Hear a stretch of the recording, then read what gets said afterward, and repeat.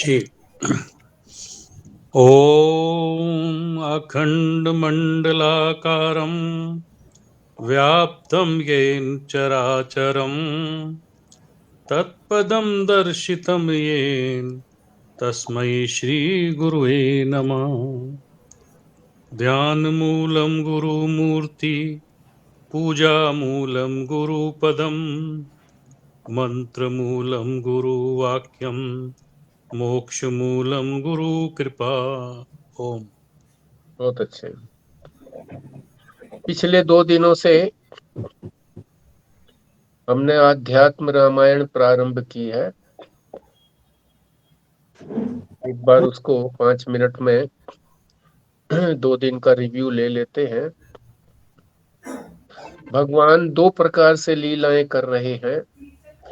एक बाहर विश्व के अंदर लीला कर रहे हैं, एक जीव बन करके हमारे अंदर ही लीला कर रहे हैं। बाहर की लीला में भगवान राम ने अयोध्या के अंदर दशरथ के यहाँ जन्म लिया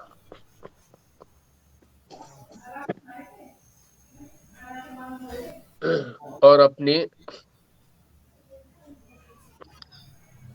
अनेक प्रकार की लीलाएं की। वही परमात्मा हमारे अंदर जीव बन करके वो भी लीला कर रहा है, परंतु वो उसकी अपनी स्वयं की लीला है।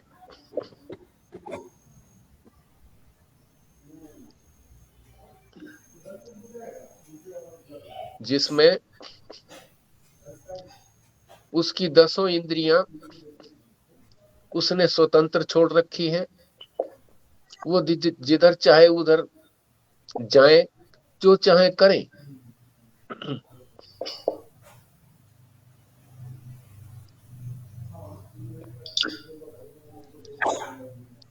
तो इस आध्यात्म रामायण का उद्देश्य ही यही है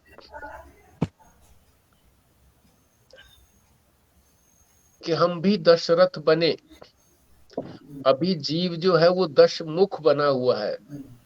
10 प्रकार के मुख हैं, 5 ज्ञानेंद्रियां, 5 कर्मेंद्रियां, और वो जिधर चाहे उधर जाती है, जैसा चाहे आचरण करती हैं। उनको संयम में रखना है, तभी हम दशरथ बनेंगे। जैसे रथ के अंदर एक ढांचा होता है, रथ का, घोड़े भी होते हैं, लगाम भी होती है, उनको कंट्रोल करने वाला सारथी भी होता है, और जिसको यात्रा करनी है रथी, वो भी होता है। तो जब हम अपने आप को दशरथ बना लेंगे, इस प्रकार से संयोजित कर्म करेंगे, नियंत्रित कर्म होगा हमारी इंद्रियों आदि से, तब भगवान हमारे यहाँ, हमारे हृदय में जन्म लेंगे।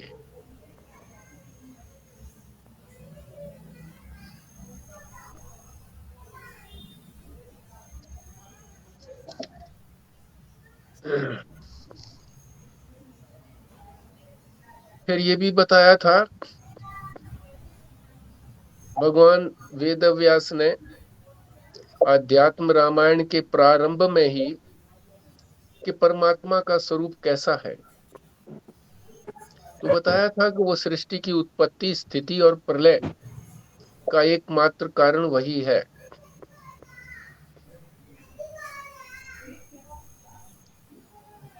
माया उसके अधीन है। उसने स्वयं ही इस विश्व का निर्माण किया है, स्वयं ही बना है, स्वयं ने ही बनाया, अपने को ही बनाया है।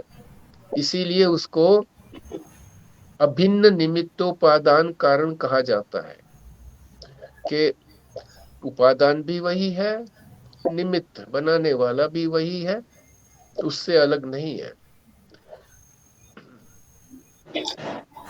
माया उसके अधीन है, पर वो माया से अतीत है, परे।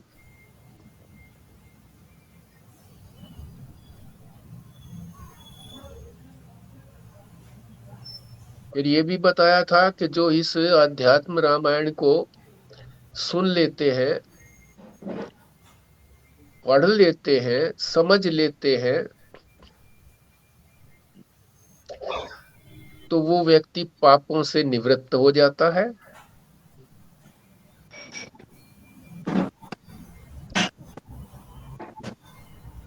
आज उससे आगे हम, जो 2 दिन का हो चुका है, उससे आगे आज हम शुरू करते हैं। खुराना जी, म्यूट म्यूट कर लीजिए। कल वाली बात लगती है आपकी भी, 2 बार से किस तरह से हो गया आपका। आप इसको दोबारा से ज्वाइन करिए। हो गया ना? ठीक है, चलो। इस तत्व को कौन बतलावे?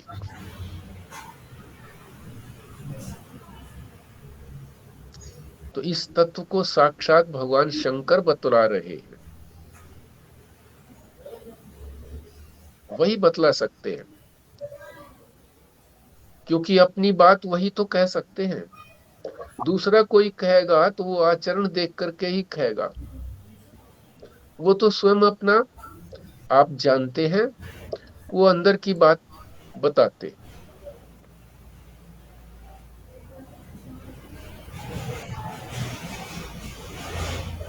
तो ये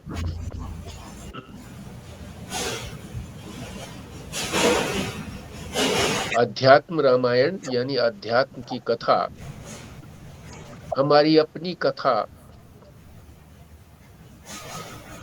कहाँ सुनी जाती है? बिल्कुल एकांत में, जहां सुनाने वाला भी एकांत में होता है, सुनने वाला भी एकांत में होता है।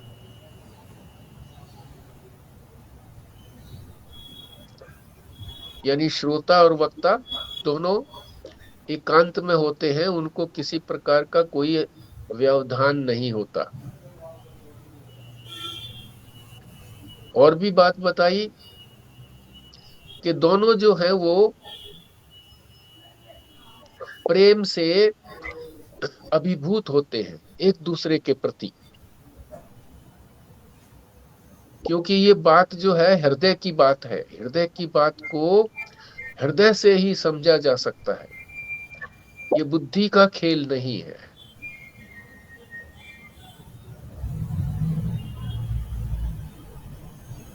तो जो भक्ति भाव से अभिभूत होता है वो बड़ा नम्र हो जाता है। नम्रता,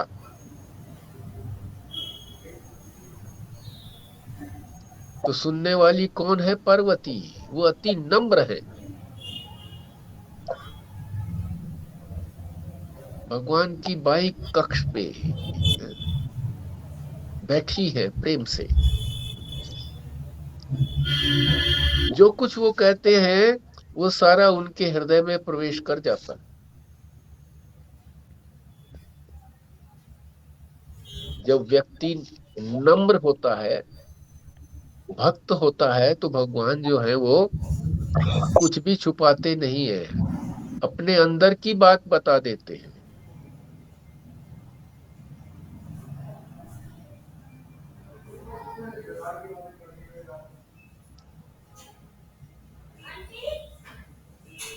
तो इस कथा का प्रारंभ जो है वो भगवती पार्वती के प्रश्न से प्रारंभ होता है। पहले सर्ग के अंदर ये 7वां श्लोक है। भगवान शंकर से ही क्यों पूछ रही है? क्योंकि ये शंकर की अपनी कथा है, राम की अपनी कथा है। राम भी सनातन है, शंकर भी सनातन है। सनातन ही सनातन की बात को समझ सकता है, दूसरा नहीं समझ सकता।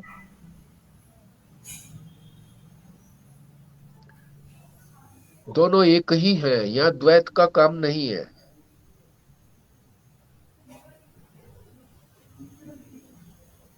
तो पार्वती जी क्या पूछती हैं?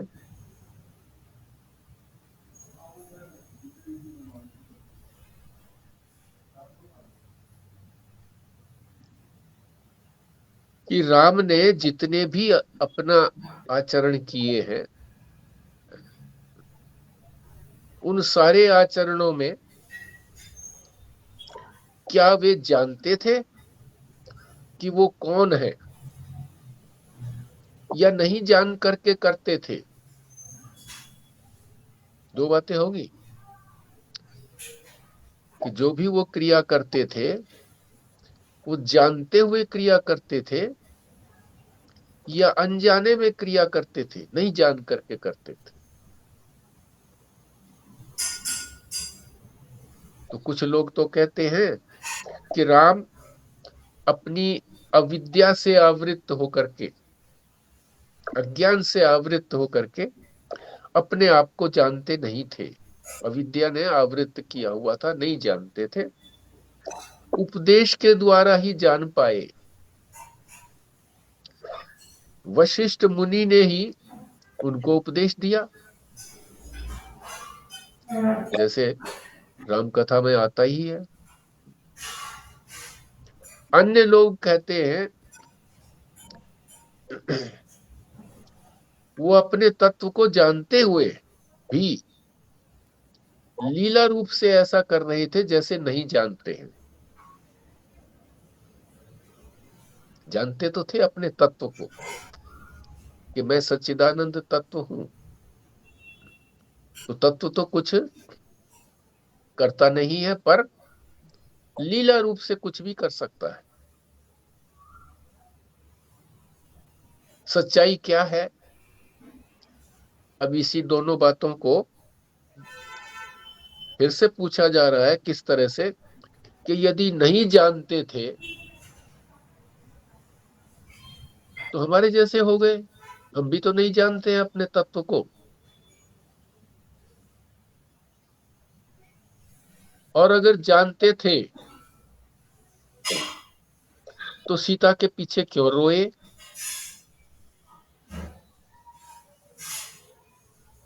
तो ये पहेली सी पूछी है भगवती पार्वती ने। तो सब लोगों के सामने यही समस्या है कि क्या ज्ञान जो है ब्रह्म को ढांक सकता है, तत्व को ढांप सकता है? अगर वो ढांप सकता है, ढांप देता है, तो ब्रह्म को ये कहा जाता है कि वो तो नित्य मुक्त है। तो नित्य मुक्त कैसे हुआ? नहीं हुआ नित्य मुक्त। और अगर वो नहीं ढांपता है तो फिर हमें बंधन क्यों है? हम तो बंधन अनुभव कर रहे हैं।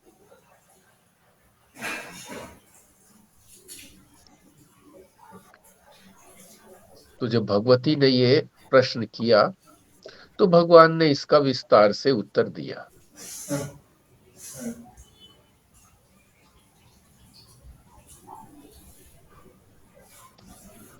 आप भी अपनी पुस्तिका में, या जो आपने डाउनलोड करके अपने पास ले लिया है, आप उसको खोल करके आप भी साथ साथ चल सकते हैं। नारायण नारायण।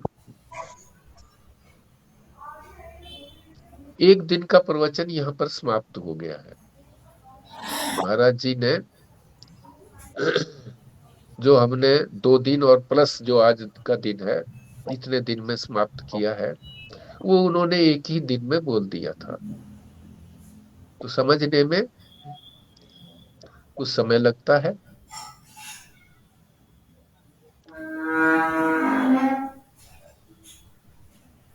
तो क्या कह रहे हैं विस्तार से भगवान शंकर? महाराज जी बता रहे हैं कि अध्यात्म रामायण के प्रथम सर्ग, जिसको राम हृदय के नाम से कहा जाता है, कि राम हृदय, वो राम का हृदय है, सिद्धांत का संक्षेप में प्रतिपादन किया गया है। संक्षेप में सिद्धांत बता दिया, क्या क्या सिद्धांत है। तो प्रारंभ में पार्वती जी जिज्ञासा करती हैं,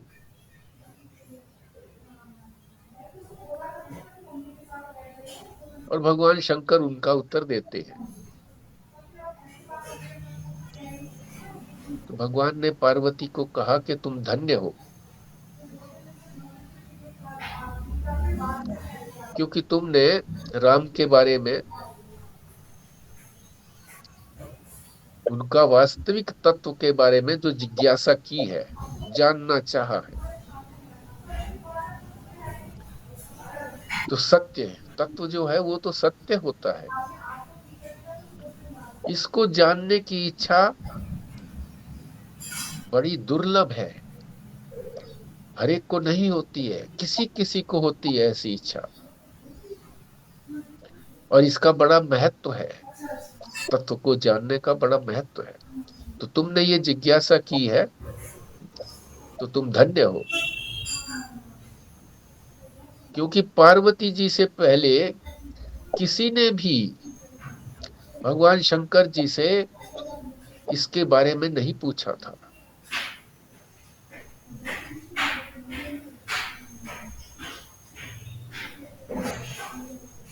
तो ये पहला सर्ग में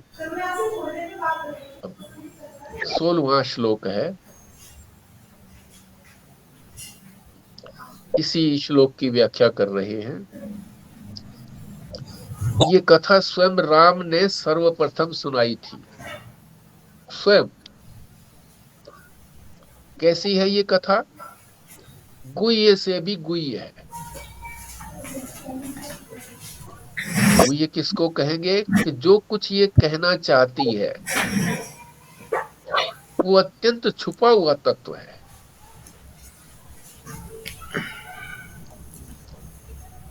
दुर्लभ ही जान सकता है, और दुर्लभ और बताने वाला भी भगवान राम के अतिरिक्त, शंकर के अतिरिक्त कोई नहीं है।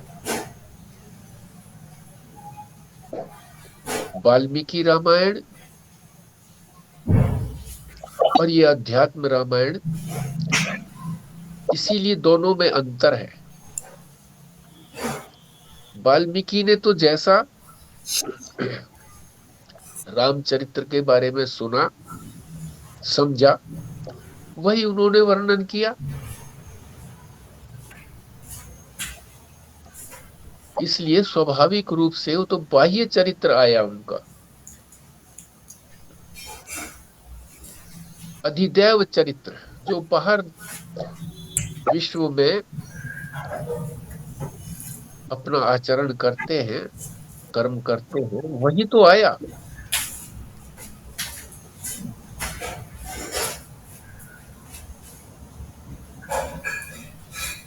और जो उनके मन के अंदर था भाव, वो दूसरा तो कोई देख नहीं सकता।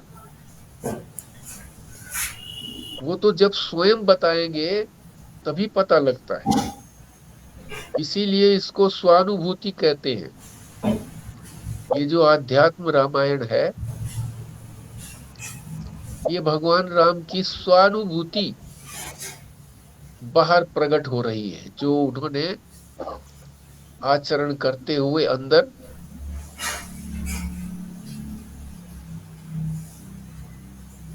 जाना है अपने आप को। अंदर की बात है ये। आचरण जो है वो बाहर में कुछ हो सकता है, अंदर में कुछ हो सकता है।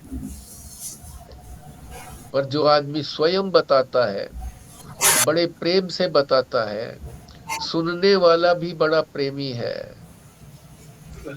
तो अंदर की बात फिर छुपाई नहीं जाती। वो छुपी हुई बात अंदर से निकलती।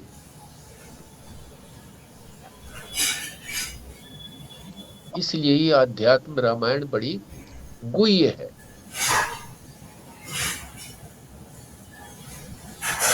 जो राम की अपनी दृष्टि है, उस दृष्टि को बताती है।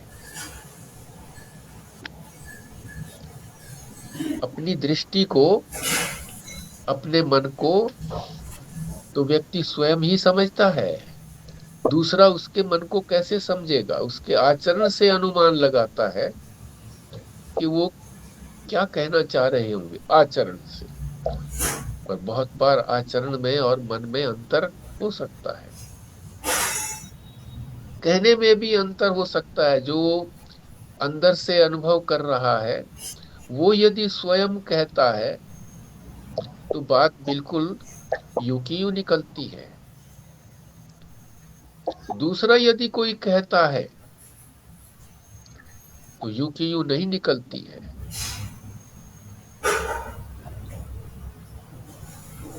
तो इस 16वें श्लोक में अध्यात्म रामायण में यही बताया गया है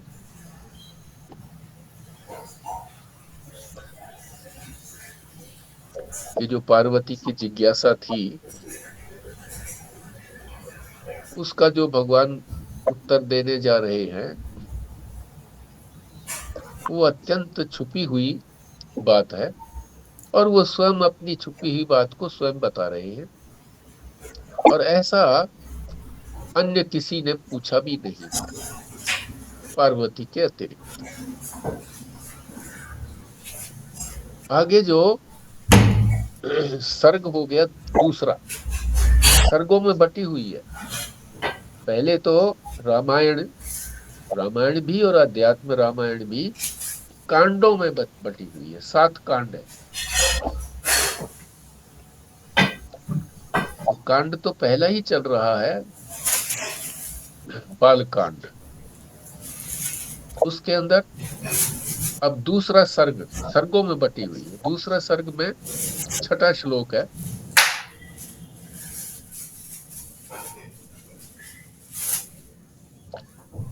पृथ्वी राक्षसों के बोझ से दुखी है। और मुख्य राक्षस कौन था? दशमुख रावण।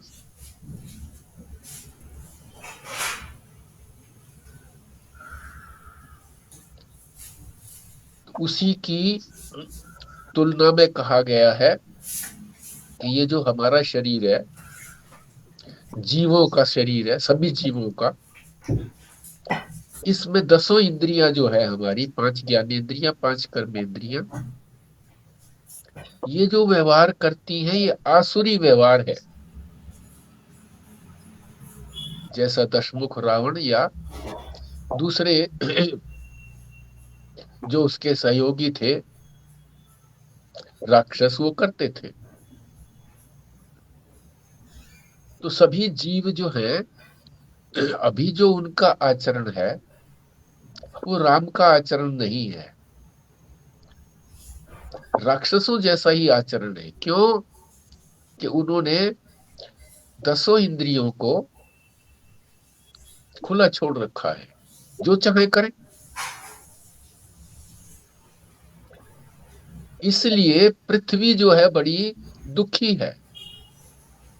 अनेक जीव ये उचित आचरण नहीं कर रहे हैं, शास्त्रीय आचरण नहीं कर रहे हैं, तो दुख से पीड़ित है।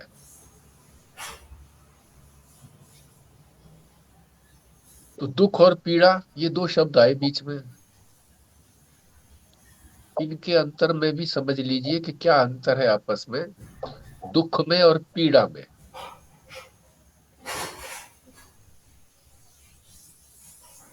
तो महाराज जी समझा रहे हैं, भूख लगी, प्यास लगी,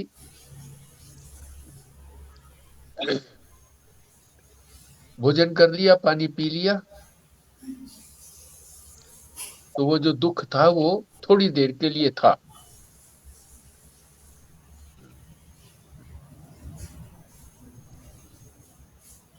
तो ये हमें चुभता नहीं है ये दुख, क्योंकि हम नित्य प्रति यही तो कर रहे हैं, खा रहे हैं, पी रहे हैं। ये हमें दुख नहीं दे रहा।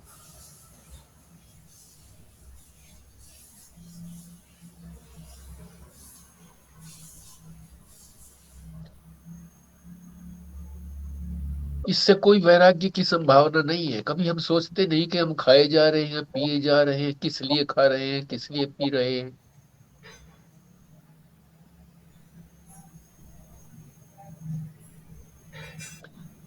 वैराग्य नहीं होगा तो सच्चा आत्मज्ञान भी प्राप्त नहीं होगा।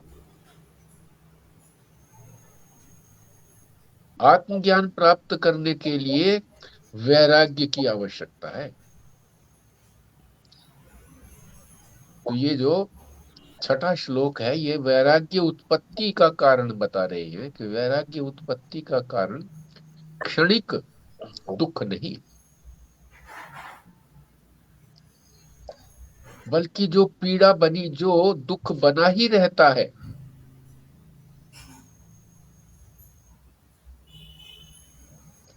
ये जो संसार हमको कितना दुख देता है, सतत दुख दे रहा है, इसको कहते हैं ये पीड़ा दे रहा है कि ये दुख तो हम हटा नहीं पाते।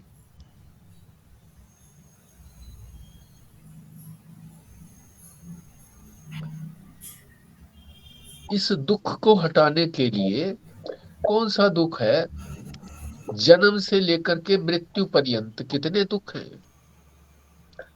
गर्भ में है तो कितना दुख है, उल्टे लटके हुए हैं 9 मास तक गर्मी के अंदर। जन्म लेते समय कितना दुख होता है। उसके बाद भी कितने रोग आते हैं, कितनी कामनाएं हैं वो पूर्ति नहीं होती हैं।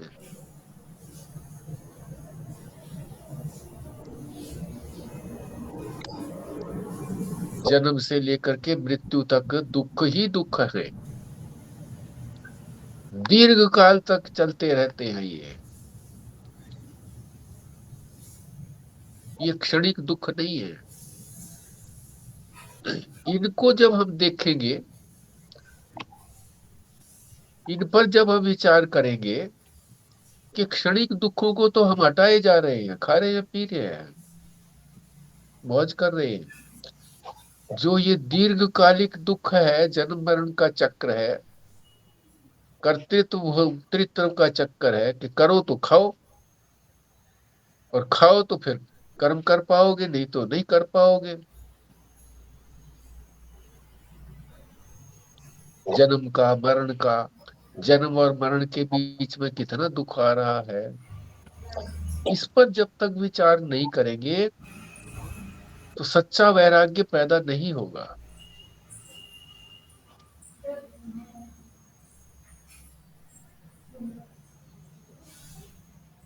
ये आधारभूत प्रश्न जिसके मस्तिष्क में उठता है कि रोज की रोज मैं ऐसे ही करता हूं, क्षणिक दुखों की निवृत्ति करता हूं, जन्म ही क्यों लिया, जन्म से लेकर के अब तक दुख ही दुख है।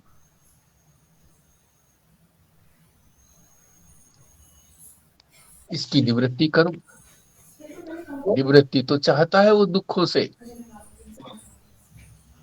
आदमी दुख की निवृत्ति तो चाहता है, ऐसा नहीं कि नहीं चाहता। सुख चाहता है कि जिससे दुख हो ही ना, पर ये नहीं चाहता कि ना सुख की और ना दुख की, इन दोनों की निवृत्ति हो जाए, ये नहीं चाहता। ये चाहता है कि दुख तो निवृत्त हो जाए, सुख बना रहे। ऐसा संभव नहीं है, क्योंकि जो हम सुख की आशा इस संसार से करते हैं, ये तो दुख ही दे सकता है। संसार के पास तो दुख ही है। सुख जो थोड़ा बहुत मिलता है, वो मन के एकाग्र होने से जो हमारी आत्मा का आनंद है, उसकी झलक थोड़ी सी मिल जाती है।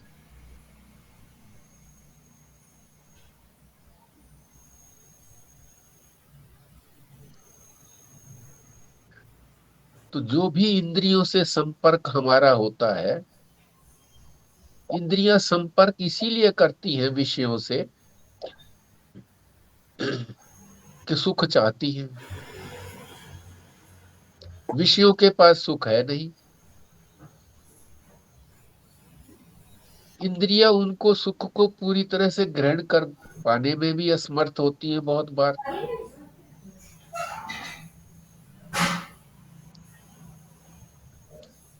जब इंद्रियां समर्थ होती हैं तो हमारे पास पदार्थ नहीं होते भोगने के लिए, और जब पदार्थ आ जाते हैं तो इंद्रियां अशक्त हो जाती हैं, उनको भोग नहीं पाती हैं।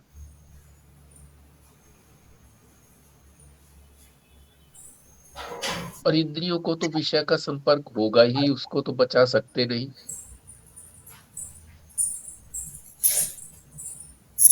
तो इंद्रियों के संपर्क से जो विषयों से हमको सुख मिलता है या दुख मिलता है, ये दोनों ही बिल्कुल निरर्थक हैं। इनसे हमारा कोई काम सिद्ध होने वाला नहीं है। जब ये बातें मन में आती हैं, विचार करता है, तब उसको वैराग्य की उत्पत्ति होती है।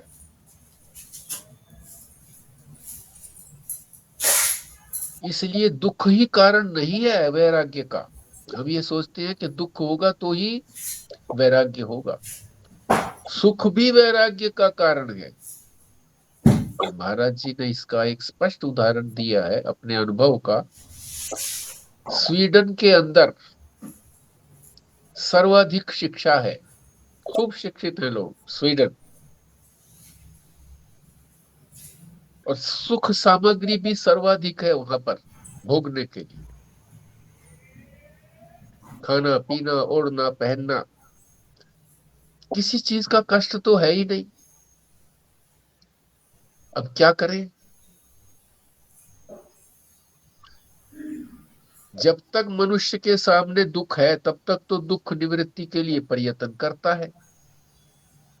जब सारे साधन उपलब्ध है तब करे क्या? इसलिए वृद्धावस्था आ जाए इसके डर से कि वृद्धावस्था आएगी तो फिर हम दुखी होंगे, साधन होते हुए भी हमारी इंद्रियां अशक्त होंगी, दुख पाएंगे हम। तो वो जो दुख होगा वो सहा नहीं जाएगा। इससे पहले ही वो अपने आप को मार लेते हैं, आत्महत्या कर लेते हैं। इसलिए केवल दुख से ही वैराग्य हो ऐसा नहीं है, सुख से भी वैराग्य आता है। अब वो अलग बात है कि उन्होंने आत्महत्या करने का सोचा है, सोचते हैं, करते हैं, क्योंकि उनको शास्त्र का श्रवण नहीं है। सुख से भी आत्महत्या कर रहे हैं कि सुख तो है पर भोगने के लिए नहीं है, तो सुख नहीं मिलेगा, इसलिए आत्महत्या करो। इसलिए न केवल दुख से आत्म जिज्ञासा उत्पन्न होती है और न केवल सुख से। आत्म जिज्ञासा कब पैदा होती है? जब आदमी ये सोचता है कि मैं हूं कौन, जो यहाँ सुख लेने के लिए आया हूं। ये सुख तो यहाँ देने को है नहीं किसी के पास, ये तो सुख दुख का हिंडोला है, कभी सुख कभी दुख, इसी में दुखी होते रहते हैं, सुखी होते रहते हैं। तो मैं हूं कौन जो मैं यहाँ आया हूं? जब तक ये विवेक नहीं उत्पन्न होता जानने का कि मैं कौन हूं,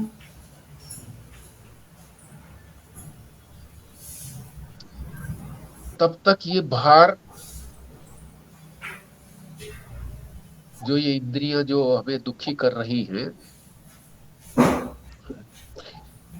ये हमको सहन करता ही रहना पड़ेगा। और क्या इतना ही जीवन है हमारा कि हम इतनी बात को समझ लें कि भाई हाँ ठीक है, हो रहा है तो होने दो।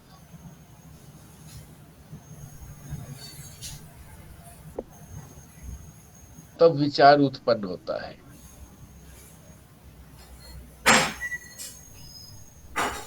तो ये कौन भूमि कह रही थी? भूमि कह रही थी, ये पृथ्वी कह रही थी, धरती कह रही थी कि मैं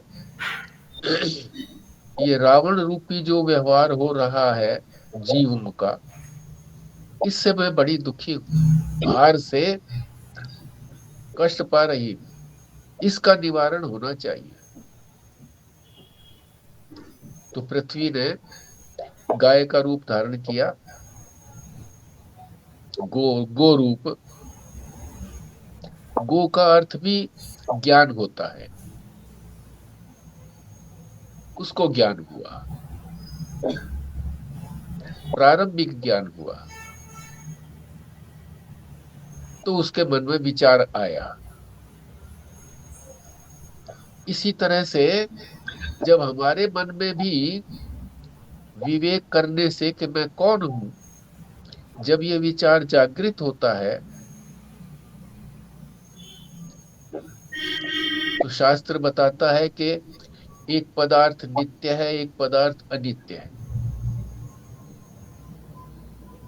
तो कौन सा जो है ना पदार्थ रखने योग्य है, जानने योग्य है, इसी को ही विवेक कहते हैं।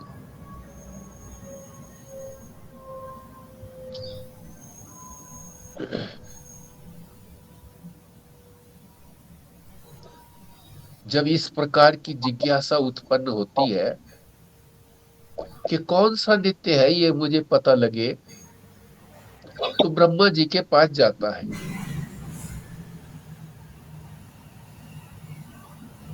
ब्रह्मा जी स्वयं भू है। उपनिषदों में वेद को कहा गया है कि वेद ही ब्रह्मा का रूप है।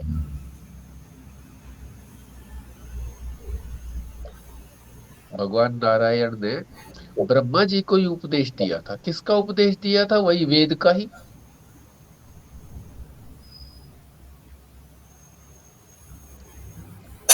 तो वहां ब्रह्मा जी के पास जाता है और वहां जाकर के अपने कष्ट निवारण के लिए प्रार्थना करता है। जब इस प्रकार की जिज्ञासा उत्पन्न होती है, तब साधक वेद का भी अध्ययन करता है कि वेद से कोई रास्ते का पता लगे।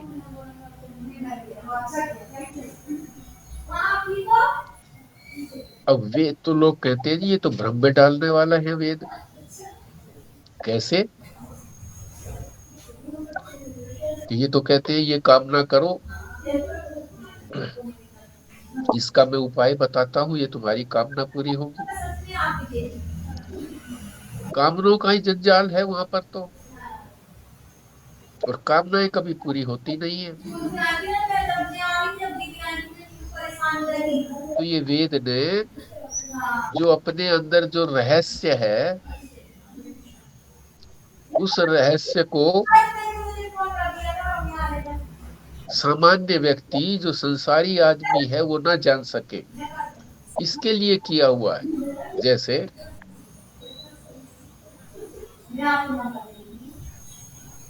पुराने जमाने में अनाज जहां इकट्ठा करते थे, तो बाहर से चूहे आदि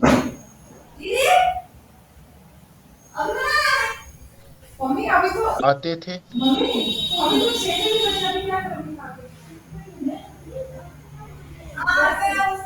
उस वक्त तो कीड़ों को मारने की कोई दवाई थी नहीं।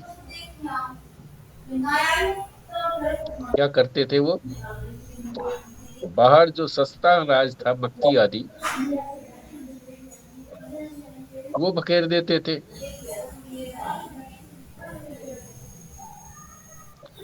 उसको फुला करके, मक्की आदि की फुल्ली सी बना करके वो बखेर देते थे बाहर, और वो अपना पेट भर के चले जाते थे, और जो अंदर का अनाज था वो सुरक्षित रहता था। इसी प्रकार से वेद ने अपने ऊपर जो आवरण रखा हुआ है, कामनाओं की पूर्ति का उपाय, तो जो कामना के इच्छुक हैं, पूरी करने के इच्छुक हैं, वो अपनी पूरी करके इच्छाएं चले जाते हैं। वास्तविक जिज्ञासु इनको चाहता नहीं है, वही बना रहता है, वही फिर अंदर के रहस्य को जानता है। जिसको बाहर की इच्छा है,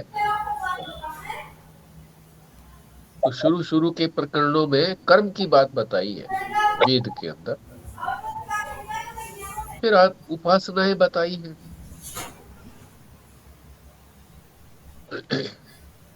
जो संसारी लोग हैं उनको पुत्र की इच्छा होती है, पत्नी की चाह होती है कि पत्नी मिले, पुत्र मिले, धन की इच्छा होती है।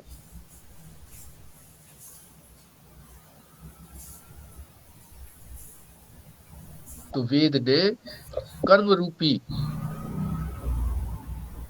अब कर्म के अंदर तो सूक्ष्म कर्म भी आ गए, उपासना भी आ गई। ये सस्ता अनाज बखेर रखा है। तो जो केवल इसी को चाहते हैं कि कर्म करके, उपासना करके हमें अपने मन की चीज प्राप्त हो जाए, वो तो वहीं तक सीमित रहते हैं। जो इससे संतुष्ट नहीं होते हैं, वो फिर जो वास्तविक उसका तत्व है, अंत में जो कहना चाहता है वेद,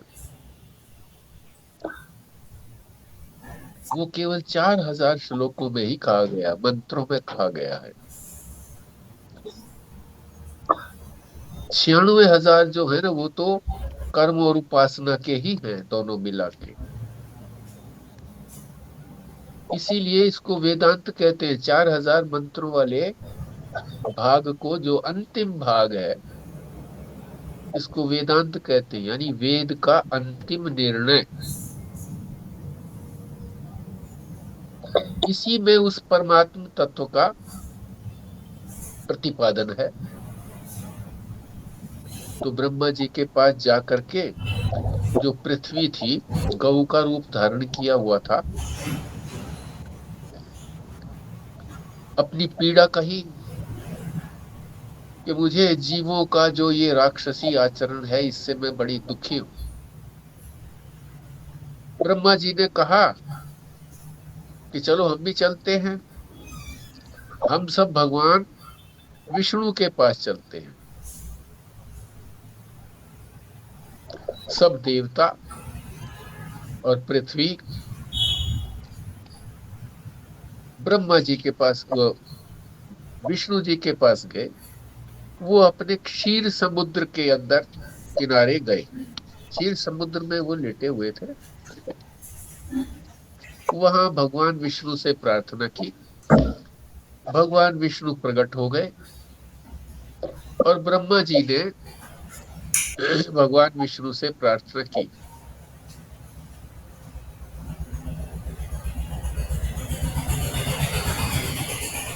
अब ये दूसरा सर्ग है और 14वें श्लोक है, 14th श्लोक। स्तुति करते हैं, भगवान विष्णु की स्तुति करते हैं।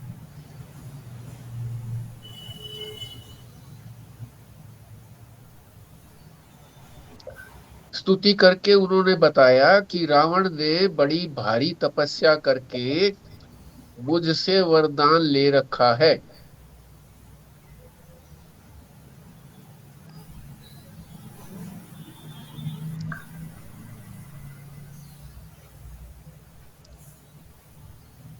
रावण ने किससे ले रखा है वरदान?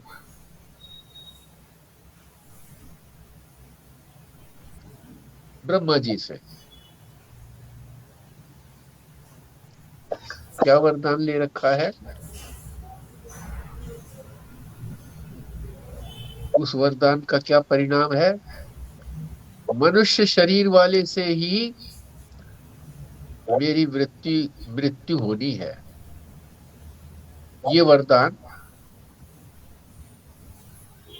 रावण ने ले रखा है ब्रह्मा जी से। मनुष्य शरीर के द्वारा ही रावण मारा जाएगा और किसी शरीर से नहीं मारा जाएगा। क्यों लिया ये मनुष्य शरीर से? क्योंकि वो रावण इतना प्रबल था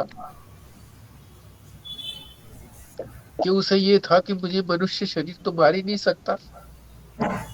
मैंने तो देवताओं को भी अपने पशु बना रखा है, बांध के रखा हुआ है। इंद्र देवता जो है मेरी सफाई करता है, वरुण देवता पानी भरता है। मनुष्य तो मुझे मार ही नहीं सकता। इसलिए मेरी मृत्यु हो तो मनुष्य से ही मृत्यु हो, अन्यथा नहीं। यानी उसने अपने एक प्रकार से अपने अमृत तत्व को ही बता दिया कि मैं मरूंगा ही नहीं।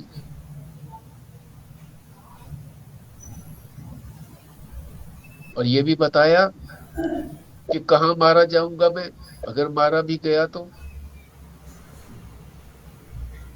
मनुष्य ही मारेगा, मगर मारेगा कहाँ पर?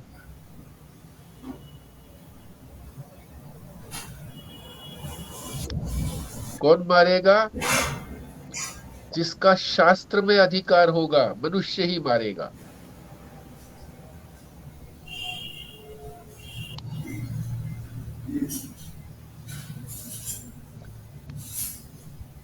और ये वेद कहता भी है कि शास्त्र का अधिकार, वेद का अधिकार मनुष्य को ही है, पशु पक्षी कीट पतंग आदि को नहीं है। और रावण को मनुष्य शरीर में ही आकर के मारना पड़ेगा।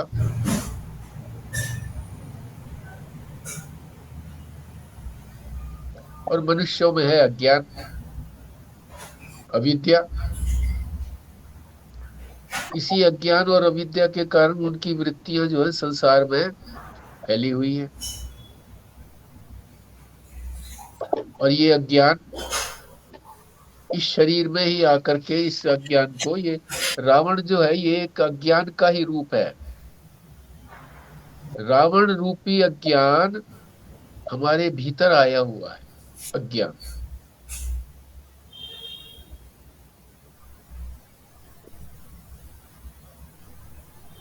और मनुष्य ही इसको मार सकता है। और वो मनुष्य भी जो शास्त्र का ज्ञानी है, शास्त्र को जिसने जान लिया है, जिसने अपने आत्म स्वरूप को जान लिया है। तो भगवान विष्णु ने कहा कि घबराओ नहीं,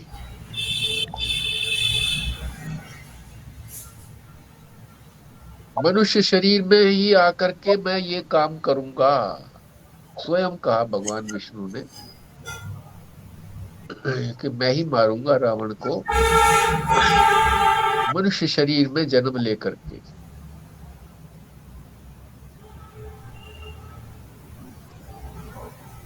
क्यों? क्योंकि कश्यप ऋषि ने बहुत बड़ी तपस्या की थी भगवान विष्णु की।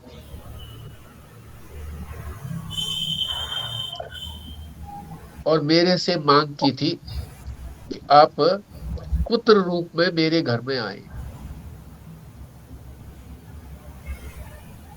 वही कश्यप जिसने तपस्या करके ये मांग की थी, वही अब दशरथ होकर के उत्पन्न हो गया है, दशरथ बन गया है। इसलिए उनके घर में, दशरथ के घर में मेरे जन्म लेने का समय आ गया है।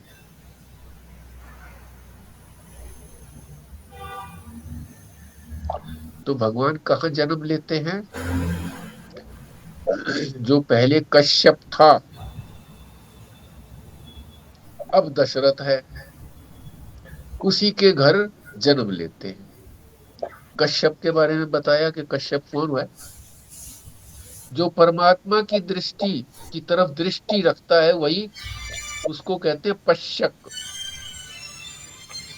और पश्यक के ही कै को पलट करके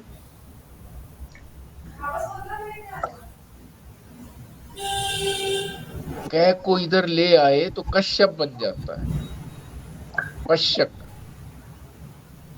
पश्यक बताया है महर्षि यास्क। पश्यति कम इति पश्यक, पश्यक एव कश्यप। जो परमात्मा की तरफ दृष्टि रखता है उसको कहते हैं पश्यक। और पश्यक का ही जो कै वहा है, कै, इसको पलटते हैं हम तो कश्यप बन जाता है।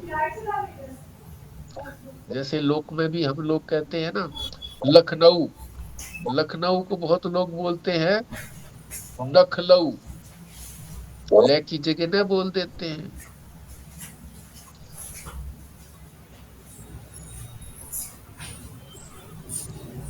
परंतु केवल कश्यप होने से पुत्र उत्पन्न नहीं हो जाता।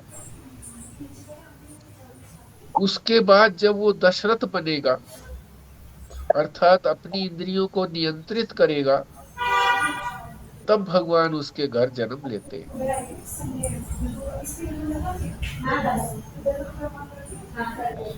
इसी प्रकार से हमको भी दशरथ बनना है, यानी जो 10 इंद्रियां हैं, इन इंद्रियों को नियंत्रित करना है, स्वतंत्र नहीं छोड़ना है। नियंत्रित करके किधर लगाना है? जिज्ञासा करनी है विवेक की, कि क्या सत्य है क्या असत्य है।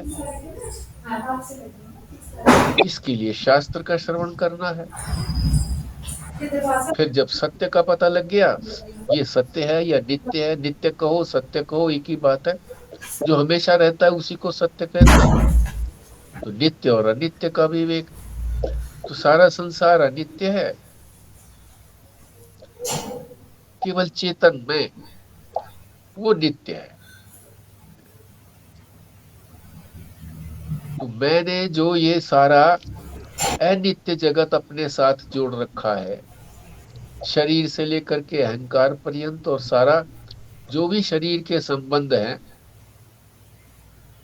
पति पत्नी मित्र धन संपत्ति इत्यादि जो भी कुछ है, इन सबको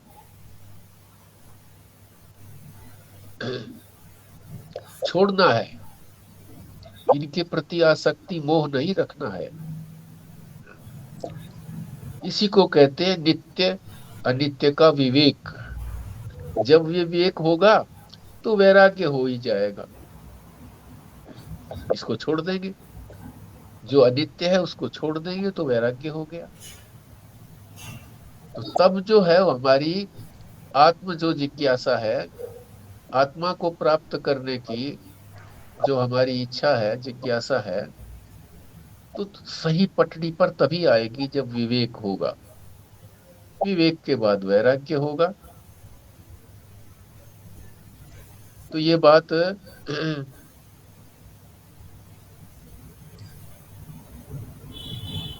भगवान विष्णु ने बताई कि मैं बाहरी जगत के अंदर दशरथ के घर जन्म लेकर के अधिदैव रूप से अपनी लीला करूंगा, अधिदैव रूप से। और आध्यात्म रूप से उसको कैसे अपनाना है? जैसे जिसके घर वो जन्म लेंगे दशरथ के, तो हमने भी दशरथी बना है। इंद्रियों को अपने संयम में रखना है। अभी हम 10 मुखी बने हुए हैं। जीव जो है अभी 10 मुखी है, तो 10 मुख से दशरथ बनेंगे। तो जो बाहर दशरथ के यहाँ जन्म लेगा, वही भगवान, वही विष्णु हमारे हृदय में भी जन्म लेंगे। तभी इन दोनों की सार्थकता है। बाहर जो हम रामलीला देखते हैं, अधिदैव रामलीला, इस रामलीला, ये रामलीला हमें कहाँ पहुंचाएगी? यहाँ अध्यात्म लीला में, अंदर की लीला में। बाहर की लीला अंदर की लीला तक पहुंचाएगी। कि जिस प्रकार से राम ने अपने चरित्र के द्वारा अपना ये दिखाया, उसी प्रकार का हम भी अपना चरित्र पहले बनाएंगे, फिर जो उनका स्वरूप है उस स्वरूप को भी हम अपनाएंगे। यही इस अध्यात्म रामायण का उद्देश्य है, और वो इसी ढंग से पूरा होगा। आज यही तक जी। आप बोलिए।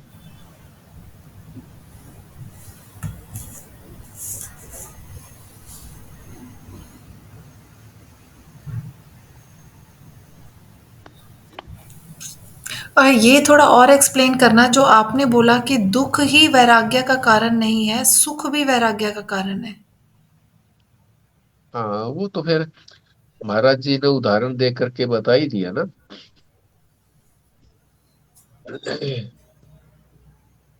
कि स्वीडन के अंदर है सब प्रकार का सुख सामग्री होने के बाद कोई दुख का नाम ही नहीं है, सब सुख सामग्री है। फिर भी जब तक भोगने का यंत्र स्वस्थ है, भोगते रहते हैं। फिर जब ये पता लगता है कि अब बुढ़ापा आएगा, दुखी होंगे, हम भोग सकेंगे नहीं, जिनका सहारा हमने लिया हुआ था, वो होते हुए भी हम बेसहारा हो जाएंगे, दुखी होंगे, तो दुखी होने से पहले ही आत्महत्या कर लो। तो वहां इसी तरह से आत्महत्या करते हैं। तो सुख ने भी हमें संतुष्ट नहीं किया ना, तो उससे भी वैराग्य होता है। इस उदाहरण को देख करके समझ में आता है कि अगर सुख भी हमें मिलता रहा संसार से, तो भी अंत में तो दुखी होना ही है। तो इसलिए विवेक जागृत होता है। तो यहाँ से तो ये पता लगा ना कि सुख भी दुख का ही कारण है। मतलब वो वैराग्य अल्टीमेटली तो दुख से ही होगा, पर सुख हुआ वो भी हमारे लिए दुख का ही कारण बना एक्चुअली, जब उन्होंने हाँ, सुख भी। आत्महत्या कर। एक बात ये समझे ना जी, वो सच्चे सुख की बात अगर करेंगे तो सच्चे सुख के लिए वैराग्य होगा उनको। या कई बार आपने अभी भी स्टोरी ये है, गुजरात के अंदर अच्छे भले करोड़पति अरबपति जो बिजनेसमैन थे, वो देखने के बाद कि सब कुछ सुख सुविधा होने के बाद भी वो जैन धर्म में दीक्षा लेकर के या सन्यासी ग्रहण किया उन्होंने। उन्हें कई बार ये भी सोचता है आदमी कि अब इसके बाद क्या। अब ये एलोन मस्क और ये सब इतना पैसा कमाने के बाद अब अपनी संपत्ति का 75% दान करने लगे हैं। वो कहते हैं अब करें क्या इसके बाद, इतना सुख सुविधाएं हम लोग के पास हो गई हैं, अब इसका करेंगे क्या। फिर वो सोचता है जब करेंगे क्या, कि भाई आगे जीवन को कैसे करेंगे, क्या ये सब तो चलता रहेगा सिर्फ खाने पीने के लिए, इसके लिए आए हैं। फिर समाज सेवा के लिए करें, समाज सेवा करने के बाद बोलते हैं जी इससे भी क्या कल्याण होगा हमारा। तो ये सब सुख सुविधाएं होने के बाद, क्योंकि इसमें तात्पर्य ये है कि जब तक दुख है, रोजी रोटी कमाने के चक्कर में फंसा रहेगा, तो वैराग्य कहाँ से आएगा। कि पहले पेट तो भर लूं अपना। जिस आदमी का पेट भरा होगा, सुख शांति होगी, वही तो परमात्मा के विषय में विचार करेगा फिर, तभी तो वैराग्य उत्पन्न होगा। ठीक बात है।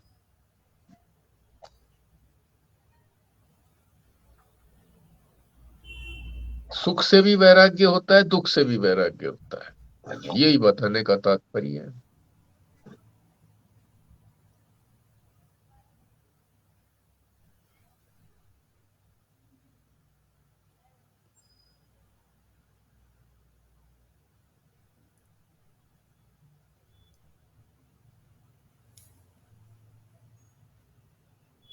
ये आध्यात्मिक रामायण में सारा ये सिंबॉलिक बना रहे हैं जी, जो पात्र है ना, इनको हाँ, हाँ, हाँ। सिंबॉलिक रूप से समझाने का कि भाई ये जो पात्र है ये हमारे शरीर में किस तरह से घटित होंगे।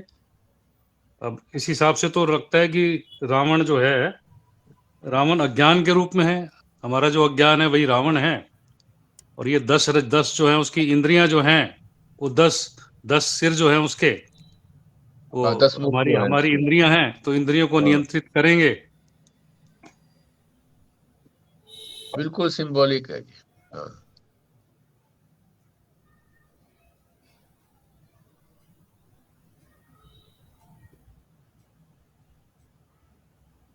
बुद्धि को सीता बताएंगे। सारे पात्रों को इसी तरह से अपने शरीर में घटाएंगे, तभी वो वास्तविक जो लीला राम ने बाहर की थी वो हमारे अंदर लीला होगी। बाहरी लीला को तो हम केवल एक मनोरंजन मात्र मान लेते हैं, परंतु ये जो अंदर की लीला होगी हमारी अपनी लीला होगी और आत्मज्ञान की तरफ ले जाने वाली लीला होगी।